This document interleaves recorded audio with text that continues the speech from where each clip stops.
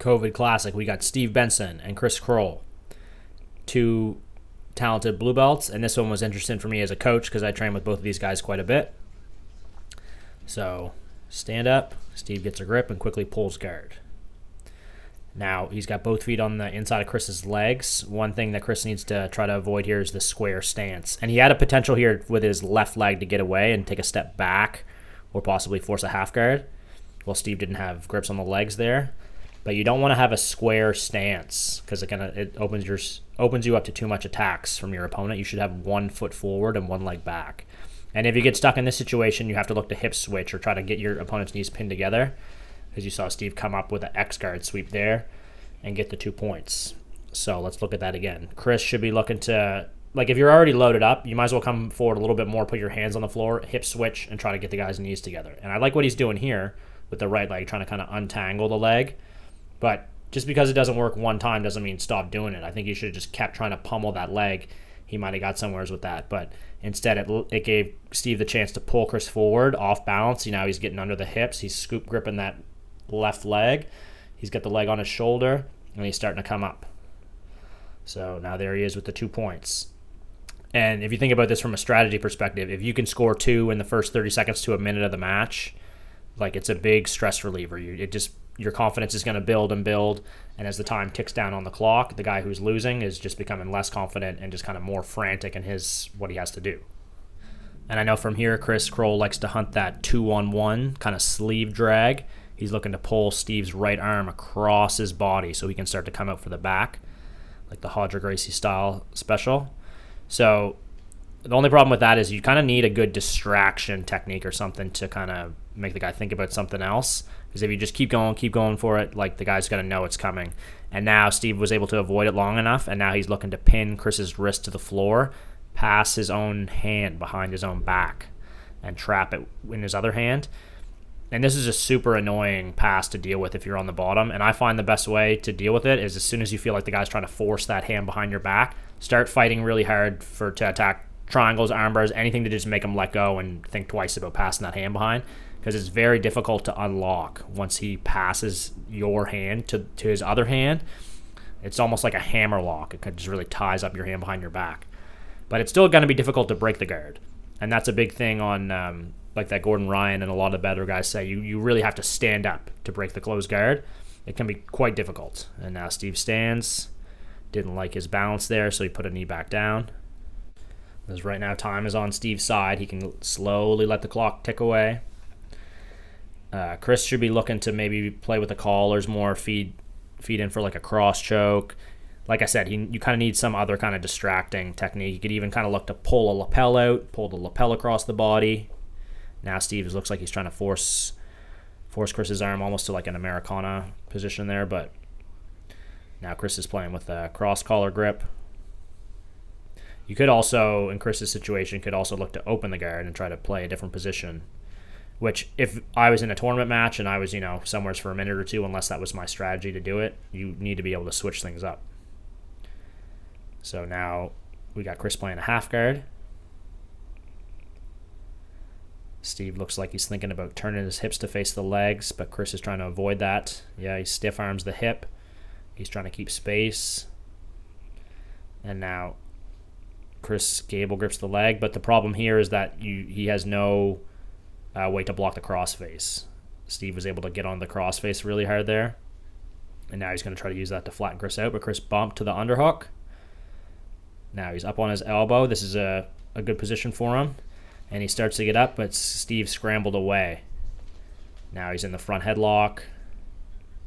He's going to go front headlock to turtle, but let's look again, because that was a really good opportunity for Chris to get a sweep, and he kind of just missed it. So he's blocking Steve's hips. He doesn't want Steve's weight laying across his waist.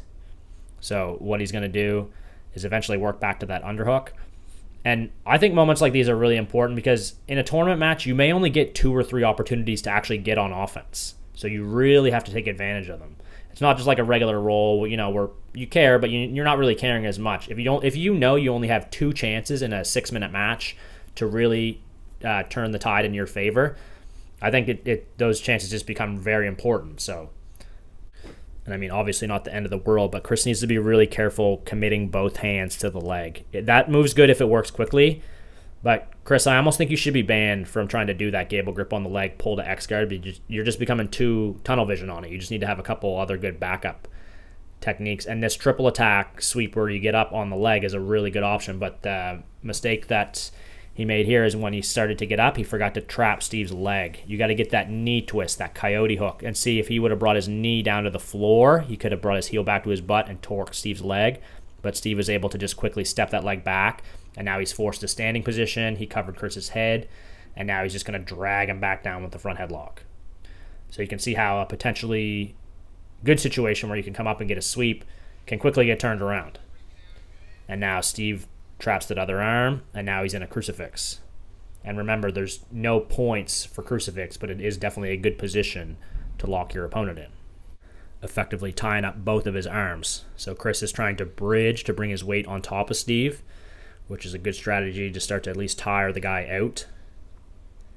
But he's got to look to work free here. Steve was maybe thinking about switching to an armbar. Chris came on top. It looks like that Kimura grip was able to let go, but Steve was able to quickly re-guard there. Chris ends up on top, but Steve's got that butterfly hook. He lifts, and he gets back up. And that would be another 2 points. So now we got a score of 4-0. Steve's letting him know, 2. So let's look at that again and see if Chris would have got the sweep. It could have been a different situation. We could be 2-2. But, so Chris turns, that grip popped free, and now as he started to come around, instead of going to turtle, Steve made a nice switch and he blocked Chris's tricep. See the hand on the Chris's tricep or close to his elbow there? Instead of rolling away from turtle, he posted and moved. And that's what you got to do, block and move, block and shrimp. If you guys have ever seen any of Paul Schreiner's DVDs, a Marcelo Garcia head instructor, he's big on that concept of block and moving. Like, you just don't want your opponent's weight over you. And he lifted with that hook. Now, if I was in Chris's situation, I would grab Steve's elbow and try to roll it up towards my chin and maybe try to throw an omoplata. It did look like he tried to bring the leg up. I'm not sure if that was his intention, but that was maybe a chance for omoplata there. But he missed it. And now Chris is in a situation where he's down 4-0. So he could sweep, get the 2, and then look for the pass to try to get up 5-4. Or he could go for the back. If he got the back, it would be tied 4-4. So, again, there's just a lot of things to run through in your head when you're in the situation. And both of these guys have competed, and even competed during the COVID times. You know, they both did that Blue Belts open weight tournament. So, you know, I think it's just all about getting the reps, and especially with competition. You're not going to be nowhere close to the same competitor in your 20th competitive match that you were in, say, your first, second, third, fourth, fifth match. So it's just all about getting that experience, and I think this tournament is great for that. So what we have now, Chris is trying to play a knee shield, and Steve's trying to drive through it. He's trying to climb up the body. He's got to try to pin Chris's head and shoulders to the floor. And now he's got a tight crossface. He's lifting that elbow up above Chris's head. That means Chris is going to have to bridge hard or push. Now he got that arm free. Now Steve turned the half guard, and now he's facing the legs. That's what he was looking for earlier. Now Chris should be looking to, with the right hand, try to push Steve's elbow potentially here. He's got to keep his knee trapped.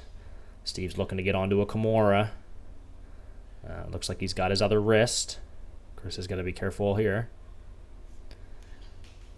Chris tried to bridge. He couldn't do it because of the Kimura grip, but he managed to roll away there. But gave up too much back exposure, and Steve locked onto a seatbelt. And now he's bringing the leg over. He's thinking about that triangle from the back. From here, he's got to look to jack up that elbow. And that's time. But that was a cool little transition there at the end. So Chris tries to bridge, but he can only bridge so far because the Kimura has a lock on that shoulder. He rolls. He almost got away, but Steve kind of rode him from knee on belly, or almost like a knee on hip, right into the seatbelt. And now, I mean, there's short time left anyway, so, I mean, he really had to try to do something. So Steve's able to fire that leg over here. And now this is triangle danger. If you're here, Chris's situation, he has to try to close that elbow hard to his body. Because if that elbow's up over your head, It's pretty much back Triangle City at that point. But that was the end of the match. A great battle. I think the level of these matches have gone up as the tournament goes on. So, nice win. And moving on to the next round, Steve Benson